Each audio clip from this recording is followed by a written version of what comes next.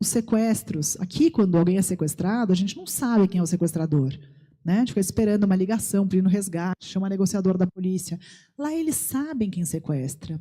Foram descobrir que uma das amigas dela da faculdade era uma muçulmana cujo pai era um extremista radical, super extremista, e que supõe-se ligado a esse sequestrador. E com base em vários depoimentos de pessoas que depois abandonaram essas redes mais como é que eu digo? Essas redes de sequestro, né, os radicais islâmicos que têm esse ato de sequestrar as meninas cristãs, eles focam muito nas minorias religiosas. As meninas cristãs são alvo de sequestro com frequência lá. Eles fazem como se fosse uma teia de aranha em volta da pessoa. Então, cercam as amizades, tentam, de todos os jeitos, limitar a chance de serem descobertos e repassam essa menina para mais de uma pessoa dentro dessas redes, de modo a dificultar elas serem encontradas. Né? Tem alguns depoimentos de pessoas que saíram dessas redes e que falam como funciona o modus operandi. Mesmo com tudo isso, a polícia se nega a ir atrás da Erin e de tantas outras que sofrem desse jeito. Vamos ver um outro país, mais próximo da gente, Nicarágua. Nicarágua a gente ouviu falar, porque saiu na imprensa bastante aqui no Brasil. Né? Então, não é tão desconhecido, até pela proximidade. Nicarágua é um país que teve a liberdade religiosa, assim, ela degringolou em pouquíssimo tempo. Né?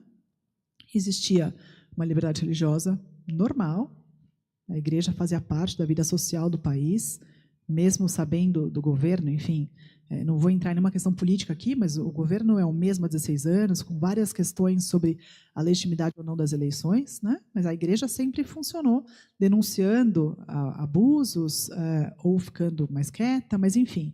Em um dado momento, um desses bispos que denunciava abusos foi preso, a gente viu ele no vídeo, né, Dom Rolando. E no começo parecia que era algo pontual em relação a ele. Não demorou muito para isso virar uma perseguição à igreja como um todo.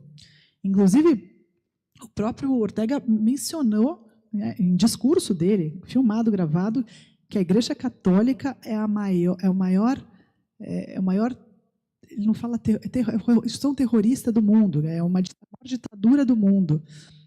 E o que ele fez em termos práticos em relação à liberdade religiosa?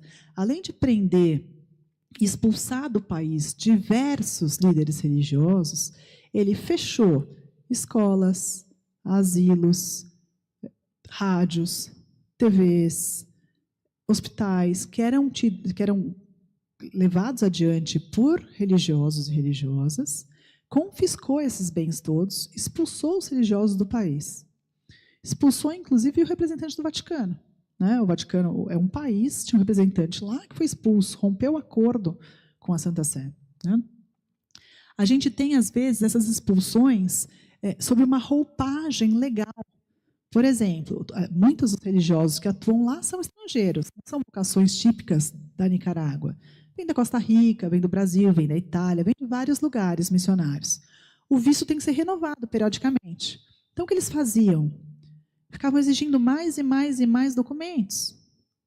Até que vencia o visto atual, ele não tinha sido renovado a tempo, e aí a perseguição legal é que a pessoa estava lá irregular, clandestina, depois do período de autoridade do visto. Então, assim, são formas em que a gente deturpa a razão de ser da lei ou dificulta para, de fato, impedir a religião de existir naquele lugar. Né? Mesma coisa em lugares onde é proibido construir igreja. Às vezes não é proibido construir igreja, mas nunca é concedida uma autorização para que uma igreja seja construída. Então, a gente avalia o que diz a lei e o que diz a prática, né, como aquilo funciona em termos práticos. A Nicarágua é um bom exemplo de que não é preciso muito tempo para a gente perder a liberdade religiosa. É um caso que a gente precisa tá não só atento, mas assim, rezar muito pelo povo de lá, né? Porque é muito difícil você estar num país, em tese, não vou dizer democrático, mas com uma série de liberdades no dia a dia e, de repente, se vê sem nada. Né? É uma realidade bastante dura, um povo bastante sofrido e que está aprendendo a viver nesse regime, né? Porque a gente pega uma Coreia do Norte, uma China, as pessoas já sabem como é, já estão acostumados ao regime. A gente não quer que a gente que a gente precise se acostumar com isso. Mas é muito duro quando a gente vê essa mudança de chave, né? Quando a gente muda o degrau da discriminação para a perseguição, é muito triste e é muito difícil reverter. Então, é algo que a comunidade internacional precisa mesmo denunciar, pressionar, exigir algo concreto e jamais admitir coisas parecidas onde a gente está. Vamos voltar para a África, falar um pouquinho da Nigéria. A Nigéria é um país curioso. A Nigéria é um país com uma população parecida com a do Brasil, 200 milhões de habitantes. Não é um país de minoria religiosa, como também não é a Nicarágua, né? Mas para a gente ver que não é que os cristãos são perseguidos só quando eles são minoria. A gente pode falar do Egito é minoria, né? No Paquistão é minoria, mas na Nicarágua não é, e na Nigéria não é. A Nigéria tem uma população de 200 milhões de habitantes, 47% cristãos, 48% cristãos, 47% muçulmanos. Pau a pau. A maioria dos cristãos está considerado no sul do país, o norte é mais muçulmano, mas tem bastante cristão no norte também. O que acontece com a Nigéria, né? A Nigéria é um país onde atuam vários grupos terroristas diferentes. A gente tem o Boko Haram, a gente tem uma porção do Estado Islâmico, a gente tem grupos radicais fulanes, a gente tem vários grupos atuando lá. O Boko Haram, para quem não sabe, Boko significa livro, né? Haram significa ódio. É um grupo terrorista radical que tem ódio ao livro. Que livro? O livro é a Torá, é a Bíblia. A gente é chamado das religiões do livro. E eles querem varrer, já declararam, o norte ali da África toda e da Nigéria, da população ocidental representadas pelos cristãos. E com isso fizeram uma série de atentados ao longo dos anos. 2019 teve um atentado enorme contra as meninas. 2009, contra as meninas em Chibok. Eles entraram numa escola de meninas, sequestraram todas as meninas da escola de fundamental, assim, até 9º ano. Sequestraram todas as meninas. Eram 200 e poucas meninas. Muitas estão até hoje desaparecidas.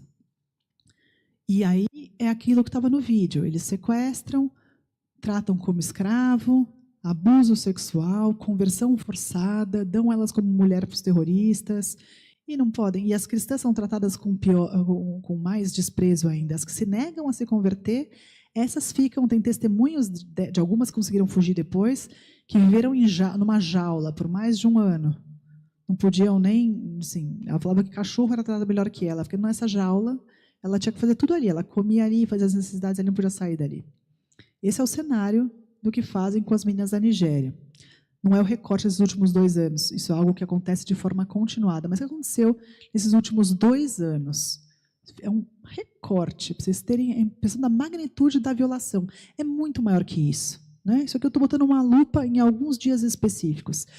Esses terroristas radicais estão ficando cada vez mais conectados. Então, vários grupos dispersos começaram a trabalhar em conjunto, contando inclusive com financiamento entre eles, os grupos mais abastados. Começaram a trabalhar em rede e começaram a ficar muito mais ousados na ação. Se antes o modus operandi era chegar numa aldeia cristã e colocar fogo, hoje eles não só colocam fogo, eles matam todos os homens, levam as mulheres como escravas, em alguns lugares, em outros eles dominam o território, porque eles querem arrecadar também. Então, em alguns lugares eles cercam com mina o chão, eles começam a arrecadar um imposto local, eles te permitem ficar ali, você tem que se converter ou pagar o imposto dos infiéis, e você tem que ficar ali, porque eles querem dominar o território e ter uma fonte de renda também. Então, eles vão mudando as estratégias de atuação. Mas aqui na Nigéria a gente vê um verdadeiro extermínio dos cristãos. O que a gente viu só nesse tempo. E reparem nas datas que eles escolhem para fazer os ataques mais atrozes. Não é que não há outros, não são esses os únicos, mas esses são relevantes, muito relevantes. Abril do ano passado, 2023, Sexta-feira Santa, nesse estado de Benue, 35 assassinados e 40 feridos num campo de refugiados.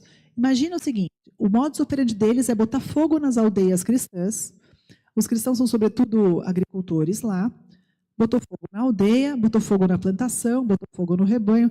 As pessoas fogem. As que conseguem sobreviver, fogem. E fogem, vão para onde? Vão para o próximo vilarejo, vão para a cidade. Tem depoimentos que contam de pessoas que foram atacadas 2, 3, 4 vezes nos últimos anos por terroristas diferentes que chegam. Você foge para um lugar que parece mais seguro, o terrorista chega dali. De um ano e pouco depois, o terrorista chega de novo. Então, eles vivem em campos de refugiados. São organizados vários campos, umas tendas de plástico que vocês devem ter visto no vídeo. E ali as pessoas ficam, é um lugar terrível, porque quem vive de agricultura, como é que você faz sem ter o que cultivar, sem ter o que comer, né? Os campos de refugiados, então, é um lugar de muita fome esperando um prato de comida. Sem sentido de vida também, porque eles se sentem inúteis ali. Então, nesse lugar que já é tão miserável, os cristãos que sobreviveram aos ataques estão ali, na Semana Santa, e os terroristas invadem o campo de refugiado. Não tem nada para roubar ali. Não tem nada. Não tem um território a ser dominado. É matar porque quer matar cristão. É só isso que os leva a um campo de refugiado. Depois a gente tem um domingo é dia de celebração, né, entre os cristãos. Na igreja de São Pedro de São Paulo, no estado do Níger, um padre é queimado vivo e o outro leva um tiro a queima-roupa. Esse levou o tiro, sobreviveu, graças a Deus. Queimado vivo. O tipo de violência é uma coisa assim. Não tem livro de ficção que tenha os requintes de crueldade que esses terroristas conseguem ter. Depois a gente teve um